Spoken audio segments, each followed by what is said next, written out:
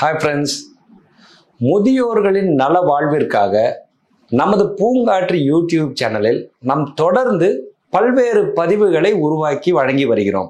இது எல்லாமே பலதரப்பட்ட முதியவர்களுடன் தொடர்ந்து நாம் பேசி பழகி வர்றதுலேருந்து அதிலிருந்து கிடைக்கிற அனுபவங்கள்ல இருந்து தான் இந்த வீடியோக்களை நாம் தயார் செய்து வழங்கி வருகிறோம்.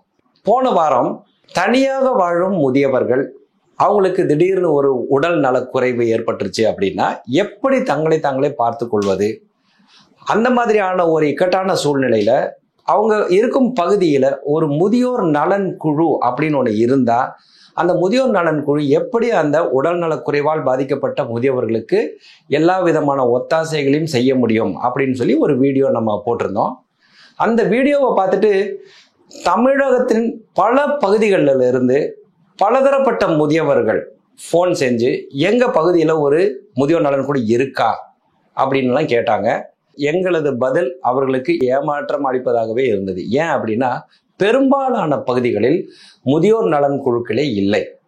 உண்மையாக சொல்லணும்னா ஒரு சில பகுதிகளில், சென்னையில் நகரத்தில் உள்ள ஒரு சில பகுதிகளில் மட்டுமே முதியோர் நலன் குழுக்கள் இருக்கின்றன. இதுலேருந்து ஒரு விஷயம் கன்ஃபார்ம் ஆகுதுங்க. அது என்ன அப்படின்னா தமிழகத்தின் பல பகுதிகளில் நிறைய முதியவர்கள் தனியாக வசித்து வருகின்றனர். North to south, east to west எல்லா பகுதிகளிலிருந்தும் ஃபோன் கால்கள் வந்தன.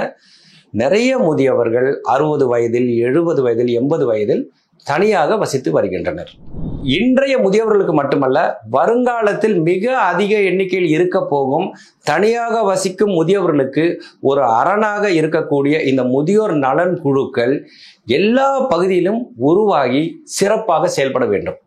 ஆனால் முக்கியமான ஒரு கேள்வி என்ன அப்படின்னா, பூனைக்கு யார் மணி கட்டுறது அப்படிங்கிற மாதிரி பல்வேறு விதமான கேள்விகள்.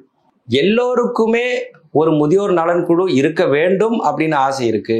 பட் அதை எப்படி துவங்குவது, எப்படி கொண்டு செல்வது அப்படிங்கிற டவுட் இருக்கு இல்லைங்களா? இதை கிளாரிஃபை பண்ற எக்ஸ்பிளைனர் வீடியோ தான் இந்த எபிசோட்.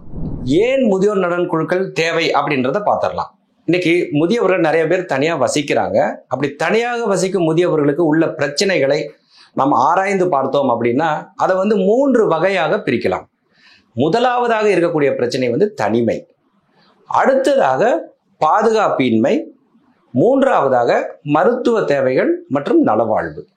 நம்ம எல்லாமே இதை பற்றி நிறைய பதிவுகள் போட்டிருக்கோம். இன்னைக்கு நிறைய முதியவர்கள் தனிமையாக உணர்கிறார்கள்.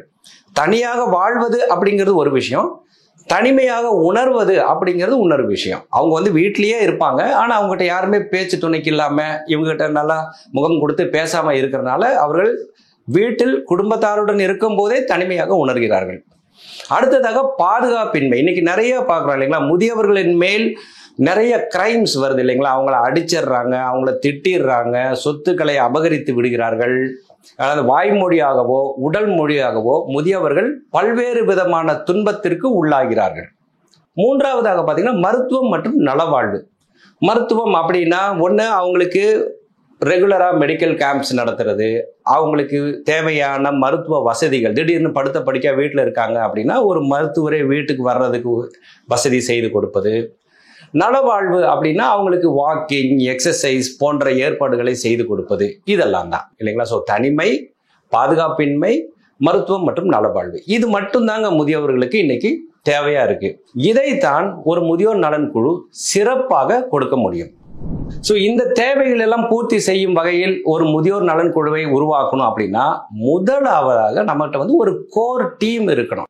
நீங்க பேசியப்பா இந்த மாதிரி நம்ம பகுதியில் ஒரு முதியோர் நலன் குழு நம்ம உருவாக்கலாமா, அப்படி பண்ணா உங்களுக்கு அதுல ஆர்வம் இருக்கா, நம்ம எல்லாருமே இணைந்து செயல்படலாமா அப்படின்னு நீங்க பேசி ஒரு 6 to 10, 6 to 10 மெம்பர்ஸ் சேர்ந்தது ஒரு core committee. So first step ஒரு கோர் கமிட்டியை உருவாக்குவது.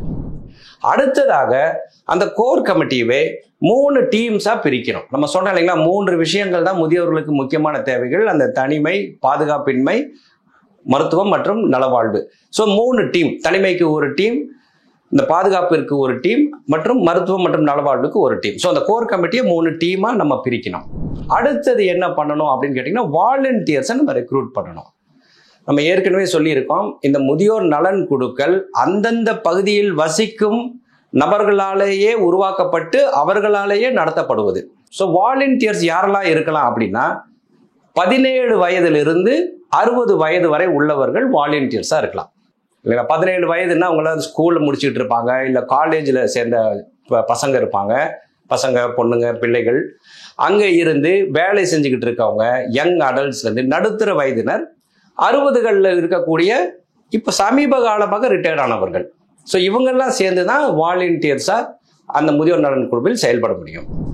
இப்போ அடுத்ததாக ஒரு முக்கியமான கேள்வி நிறைய பேர் என்கிட்ட கேட்டது எப்படின்னா, நான் ரெடி, நான் ஒரு 5-6 நண்பர்களை கூட என்னால் கஷ்டப்பட்டு சேர்த்திட முடியும், இந்த வாலண்டியர்ஸை நாங்கள் எப்படி சேர்த்துறது அப்படின்னு. அதுக்கு நீங்கள் என்ன பண்ணலாம் அப்படின்னா, ஒரு சிறு ப்ரோக்ராமை ஒன்று நடத்தலாம். ஒரு முதியோர் நல விழா அப்படின்னு உங்கள் பகுதியில் நீங்கள் நடத்தலாம். ஃபார் எக்ஸாம்பிள் நீங்கள் மதுரையில் இருக்கீங்க, குறிப்பாக மதுரை அண்ணா நகர்னு வச்சுப்போம். அண்ணா நகர் முதியோர் நல விழா அப்படின்னு ஒரு ப்ரோக்ராம் ஒன்று நடத்தலாம். அந்த ப்ரோக்ராமுக்கு நம்ம நல்ல விளம்பரங்கள், பேனர்ஸ் எல்லாம் வைக்கிறது, சோஷியல் மீடியால எல்லாம் நம்ம அட்வர்டைஸ் எல்லாம் பண்ணோம்னா நிறைய பேர் கலந்துக்குவாங்க. முதியவர்கள் கலந்துக்குவாங்க, முதியவர்களின் பிள்ளைகள் பேர பிள்ளைகள்லாம் கலந்துக்குவாங்க. அந்த இடத்துல நம்ம ஒரு ஸ்டால் போட்டு இந்த மாதிரி முதியோர் நலன் குழு அப்படின்னு நம்ம ஒன்று உருவாக்குறோம், அதில் நீங்கள் வாலண்டியராக சேர விருப்பமா அப்படின்னு கேட்டிங்கன்னா நிறைய பேர் சேர்ந்துருவாங்க. ஸோ உங்களுக்கு வாலண்டியர்ஸ் கிடைத்து விடுவார்கள். இதில் முக்கியமான ஒரு கேள்வி கேட்கறதுக்கு ரொம்ப கிராண்டாக இருக்கு, இதையெல்லாம் எங்களால் நடத்த முடியுமா அப்படின்னு நீங்கள் நினச்சிங்கன்னா எங்களை கான்டாக்ட் பண்ணுங்க. அந்த முதியோர் நல விழாவை உங்களது பகுதியில் நாங்கள் உங்களுடன் இணைந்து நடத்தி கொடுப்போம். ஸோ இப்போ 3rd ஸ்டேஜ், அதாவது கோர் கமிட்டி ஃபார்ம் பண்ணிட்டோம், முதியோர் நல விழா நடத்தி வாலண்டியர்ஸையும் ரெக்ரூட் பண்ணிட்டோம்.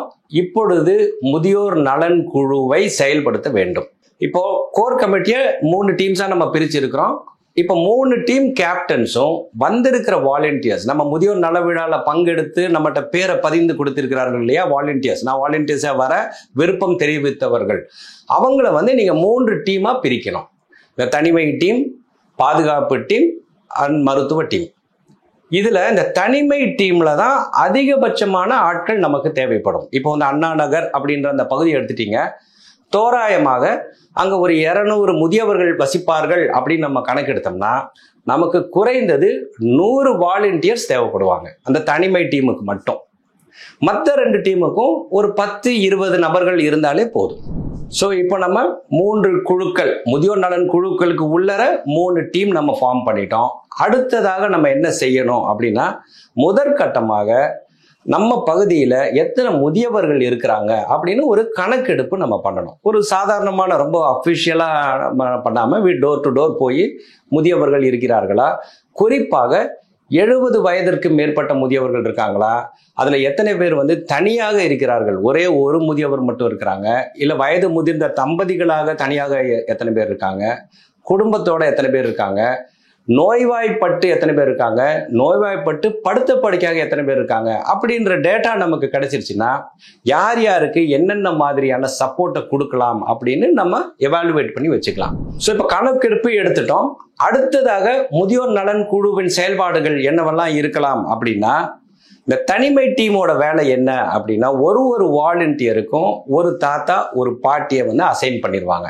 இப்போ விக்னேஷ் அப்படின்னு ஒரு தம்பி இருக்கிறாரு அப்படின்னா அவருக்கு திரு அங்கண்ணன், திருமதி லக்ஷ்மி அப்படின்றவங்கள ஒரு தாத்தா பாட்டின்ற மாதிரி அசைன் பண்ணிடுவோம். இப்போ ஸ்ருதி அப்படின்னு ஒரு வாலண்டியர் இருக்கிறாங்க அப்படின்னா அவங்களுக்கு மிஸ்டர் கிருஷ்ணசுவாமி, மிஸ்ஸஸ் சரஸ்வதி அப்படின்றவங்கள தாத்தா பாட்டி அப்படின்னு கொடுத்துடலாம். இந்த மாதிரி ஒரு வாலண்டியருக்கும் ஒரு தாத்தா ஒரு பாட்டி அப்படின்னு நம்ம அசைன் பண்ணிட்டோம்னா இவங்க 2 பேரும் தொடர்ந்து தொடர்பில் இருப்பார்கள்.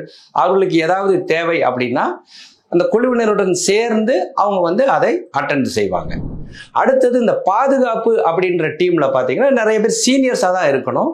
ஒரு 10லிருந்து 20 பேர் அதில் மெம்பர்ஸ் இருக்கலாம். இவங்க என்ன பண்ணுவாங்க அப்படின்னா, லோக்கல் காவல்துறையுடன் இணைந்து அவங்க பகுதியில் தனியாக வசிக்கும் முதியவர்களின் பாதுகாப்பை உறுதி செய்வார்கள். ரெகுலராக அவங்க ஸ்ட்ரீட் பேட்ரோல் பண்ணுறது, அவங்கள போய் அடிக்கடி சந்தித்து அவங்கள பார்த்து உரையாடுவது, அப்படி பண்ணும்போது அவங்களுக்கு மனசில் ஒரு தைரியம் இருக்கும் இல்லைங்களா. நம்ம தனியாக இல்லை, யார் வேணாலும் நமக்கு தீங்கு விளைவித்து விடலாம் அப்படின்ற பயத்துடனே இல்லாமல் நம்ம பகுதியில் பசங்க இருக்காங்க, கூப்பிட்ட குரலுக்கு அவங்க வருவாங்க அப்படின்ற ஒரு மன தைரியம் அவங்களுக்கு வரும். அது மட்டும் இல்லாமல் லோக்கல் போலீஸ் ஸ்டேஷன்ல இருந்து அப்பப்போ அவங்கள பீட் பேட்ரோல் பண்ற மாதிரியும் அதுக்கான ஏற்பாடுகளையும் நம்ம செய்யலாம். இன்னொன்று, அவங்க வீட்டில் ஏதாவது ரிப்பேர் ஒர்க் நடக்குது, வெளியாட்கள் அவங்க வீட்டுக்கு வராங்க அப்படின்னா அவங்க இந்த பாதுகாப்பு குழுவின் அனுமதியுடன் தான் வர வேண்டும். அப்படியான ஏற்பாடுகளையும் நாம் செய்யலாம். மூன்றாவதாக இருக்கக்கூடிய மருத்துவம் மற்றும் நலவாழ்வு டீமோட வேலை தாங்க ரொம்ப முக்கியம். நிறைய முதியவர்கள் நான் பார்த்துருக்கேன், அவங்களுக்கு ஒரு பயம் இருந்துட்டு இருக்கும். பர்டிகுலராக தனியாக வசிக்கும் தம்பதிகளாக இருப்பவர்களுக்கு என்ன மாதிரி ஒரு பயம் அப்படின்னா, திடீர்னு நம்ம இணையர் அவங்களுக்கு ஏதாவது ஒரு ஹார்ட் அட்டாக்கோ இல்லை கீழே விழுந்து அவங்களுக்கு அடிபட்டுருச்சுன்னா நான் என்ன பண்ணுவேன், யாரை கூப்பிடுவேன் அப்படின்ற மாதிரி பயம் இவருக்கு அவங்க மேலே இருக்கும், அவங்களுக்கு இவர் மேலே இருக்கும். ஆனால் இதை வெளியில் சொல்ல முடியாமல் இந்த மாதிரி பயத்துடனே வாழ்ந்து வருவார்கள். ஸோ இந்த மருத்துவ குழு என்ன பண்ணலாம், ஒன்றும் கவலைப்படாதீங்கம்மா, இதுதான் நம்பர், ஒரு ஃபோன் பண்ணுங்க, அடுத்த 2வது நிமிஷம் நாங்கள் வந்துடுவோம். 2வது நிமிஷம் அவங்க எப்படி வருவாங்க, அருகாமை முதியோர் நலன் குழுவோட சிறப்பம்சமே இதுதான். எங்கிருந்தோ அவங்க வண்டியை பிடிச்சி இவ்வளோ தூரம் ஒரு அரை மணி நேரம் 1 மணி நேரம் கழித்து வருவாங்கன்னு இல்லை, 2வது நிமிடம் அவர்களது நண்பர்கள் அங்கே ஆஜராகி விடுவார்கள். ஸோ இந்த மாதிரி ஒரு எமர்ஜென்சி அப்படின்னா அவங்களுக்கு ரெஸ்பான்ஸ் கொடுக்கறது, மருத்துவமனைக்கு அழைச்சிட்டு போகிறது, மருத்துவமனையில் ஒருவேளை இவங்க அட்மிட் ஆகுறாங்க, கூட இருந்து பார்த்துக்க ஆள் இல்லை அப்படின்னா இவங்க டர்ன்ஸ் வாலண்டியர்ஸ் தான் இத்தனை பேர் இருக்காங்க இல்லைங்களா, முறை வைத்து அவர்களுக்கு வேண்டிய சேவைகளை வழங்கலாம். எவ்வளவு நன்மைகள் பாருங்க. இது மட்டும் இல்லாமல் ஏரியாவில் இருக்கிற பார்க்கில் காலை மாலை உடற்பயிற்சிகளை அவர்களுக்கு வழங்கலாம், அதற்கான ஏற்பாடுகளை அவர்கள் செய்யலாம். ஸோ இதெல்லாம் தாங்க முதியோர் நலன் குழுவோடைய சேவைகள். அடுத்ததா வர்ற கேள்வி என்ன அப்படின்னா, எல்லாம் கேட்கறதுக்கு நல்லா இருக்குங்க, அந்த அதிகாரிகள்லாம் சொல்லுவாங்க இல்லைங்களா, on paper it looks good அப்படின்வாங்க. அதாவது தாள்களில் பார்க்கறதுக்கு நல்லா இருக்கு, பட் செயல்முறைக்கு ஒத்து வருமா அப்படின்னு கேட்பாங்க. நிச்சயமாக ஒத்து வரும். எப்படி அப்படின்னா, அதற்குன்னு உள்ள குட் பிராக்டிசஸ், எந்த ஒரு விஷயத்தை நம்ம ஆரம்பிச்சாலும் அதற்கு நெறிமுறைகள் இருக்கின்றன இல்லைங்களா, அதை தவறாமல் கடைபிடித்தால் எல்லா முதியோர் நலன் குழுக்களும் நிலைத்து நிற்கும். என்ன மாதிரினா, ஒரு எக்ஸாம்பிளுக்கு சொன்னீங்கன்னா, ஊருக்கு ஊரு ரோட்டரி கிளப், லயன்ஸ் கிளப் இருக்கு இல்லைங்களா. பெருநகரங்கள் எடுத்தீங்கன்னா 20 கிளப் 25 கிளப் இருக்கு. இதனோட ஹெட் குவார்ட்டர்ஸ் எங்க இருக்கு, யாராவது போயிருக்காங்களா? எங்கேயோ அமெரிக்காலேயோ அல்லது ஏதோ ஒரு மேலை நாட்டிலேயோ இருக்கு. ஆனால் அங்கங்கே உள்ள ஊர் பகுதிகளில் ரோட்டரி கிளப்ஸும் லயன்ஸ் கிளப்ஸும் ஜேசிஸும் சிறப்பாக செயல்படுவது மட்டும் இல்லாமல் வளர்ச்சி பெற்று கொண்டிருக்கின்றன இல்லைங்களா. போன வருஷம் 20 கிளப் இருந்திருக்கும் அந்த ஊர்ல, இப்ப 21வது கிளப் வந்திருக்கும். எப்படி அப்படின்னா, இந்த குட் பிராக்டிசஸ் தான். எந்த ஒரு செயல்பாடுகளுக்கும் அங்க வழிகாட்டுதல்களும் நெறிமுறைகளும் உள்ளன. இதே மாதிரி ஒவ்வொரு முதியோர் நலன் குழுவை நடத்துவதற்கும் வழிகாட்டு நெறிமுறைகள் உள்ளன. அதை நம்ம தவறாமல் கடைபிடித்தோம் என்றால் இந்த முதியோர் நலன் குழுக்கள் தலை தூங்கி நிற்கும் என்பதில் எந்த ஒரு ஐயமும் இல்லை. என்ன ஃப்ரெண்ட்ஸ், முதியோர் நலன் குழு அப்படின்றத சிலர் ரொம்ப சாதாரண விஷயமா நினைச்சிருக்கலாம், சிலர் ரொம்ப பெரிய விஷயமா நினைச்சிருக்கலாம். சாதாரணமா நினைச்சவங்களுக்கு இது என்னப்பா இவ்வளவு காம்ப்ளிகேட்டடா இருக்கு அப்படின்ற மாதிரி இருக்கும். பெரிய விஷயமா நினைச்சவங்களுக்கு ரொம்ப சந்தோஷமா இருக்கும், இவ்வளவு டீப்பா போறாங்களா, இவ்வளவு சிஸ்டம் ப்ராசஸ் இருக்கா அப்படின்னு. ஸோ நீங்க உங்க பகுதியில் ஒரு முதியோர் நலன் குழு உருவாக வேண்டும் அப்படின்னு நினைச்சீங்கன்னா நீங்க செய்ய வேண்டியதெல்லாம் ஒரு சில நண்பர்களை சேர்த்திக்குங்க. தனி மரம் தோப்பாகாது. ஒரு சில நண்பர்களை சேர்த்திக்குங்க. உடனடியாக எங்களை கான்டாக்ட் பண்ணுங்க. உங்களுடன் கரம் கோர்த்து உங்களுடன் பயணிப்பதற்கு நாங்கள் தயாராக இருக்கிறோம். ஆனா நீங்க தான் அதுக்கு ஸ்டெப் எடுக்கணும். சுவர் இருந்தா தானே சித்திரம் வரைய முடியும். உங்கள் பகுதியில் ஒரு முதியோர் நலன் குழு உருவாகணும் அப்படின்னா நீங்க தான் ஸ்டெப் எடுக்கணும். இன்றைய முதியோர்களுக்கு மட்டும் இல்லாமல் வருங்காலத்தில் உள்ள அனைத்து முதியவர்களின் அனைத்து பிரச்சனைகளுக்கும் ஒரு சர்வரோக நிவாரணை போல இருக்க போகும் இந்த முதியோர் நலன் குழுக்கள் அனைத்து பகுதிகளிலும் உருவாக வேண்டும் அப்படிங்கிறதான் பூங்காற்று சேனலின் ஒரே ஆசை. அதை உங்களுடன் சேர்ந்து உருவாக்கி கொடுப்பதற்கு நாங்கள் மிகுந்த ஆவலாய் இருக்கின்றோம். அனைவருக்கும் இனிமையான முதுமை என்ற ஒற்றை குறிக்கோளுடன் தொடர்ந்து செயல்பட்டு வரும் பூங்காற்று யூடியூப் சேனலை உடனே சப்ஸ்கிரைப் செய்து இந்த சேனலை உங்கள் நண்பர்களுடன் பகிர்ந்து எங்களுக்கு உங்களது நல்ல ஆதரவினை தாருங்கள். பூங்காற்று, இது நாளைய நல்வாழ்விற்கான வழிகாட்டு.